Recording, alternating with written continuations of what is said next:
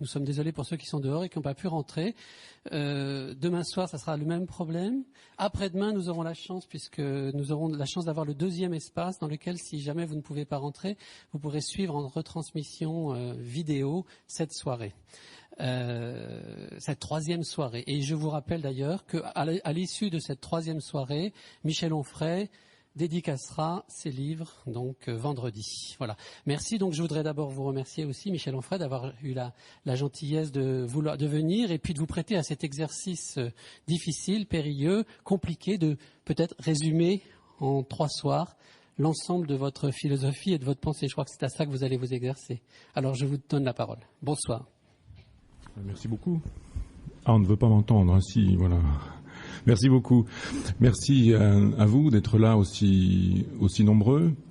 Merci à Jean-Marc Terrasse aussi de m'inviter à la Bibliothèque nationale, parce que depuis une trentaine de livres, une quinzaine d'années, c'est la première fois que je suis invité à Paris pour dire ce que je fais comme travail. Donc j'ai pris le train, je suis venu de ma province, j'ai découvert Paris.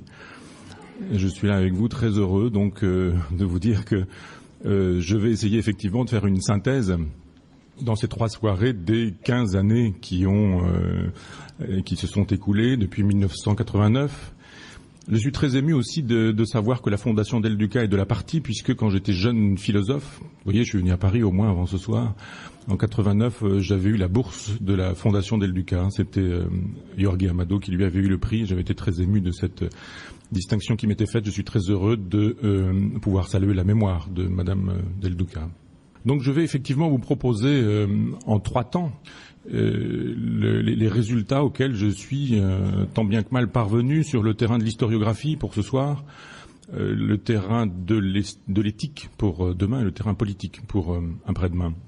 Je vais vous parler d'historiographie, ce qu'on ne fait jamais en philosophie, et c'est tout de même assez singulier qu'on puisse traverser un corpus et une formation philosophique sans jamais entendre parler de cette discipline. Pourquoi est-ce que les philosophes ne sont pas capables de regarder comment s'écrit l'histoire de la philosophie et comment on écrit une histoire de la philosophie? À l'évidence, on entre à l'université, il y a des auteurs canoniques, il y a les grands auteurs, Platon, Descartes et Kant, l'affaire est réglée, et quelques autres, et on nous dit, voilà, la philosophie c'est ça. Et ça n'est pas autre chose. Jamais on ne s'interroge sur la question de l'écriture de la philosophie et de l'histoire de la philosophie. Pourquoi y a-t-il des grands philosophes, des petits philosophes? Pourquoi y a-t-il des philosophes que tout le monde connaît, enfin dont tout le monde connaît au moins le nom et la réputation? Un Socrate, par exemple, est connu de tout le monde, un Descartes est connu de tout le monde, et puis d'autres dont on ne connaît rien du tout. Sont-ils vraiment très grands, ceux dont on parle? Sont-ils vraiment très petits, ceux qu'on oublie? Ou cette logique obéit-elle à autre chose?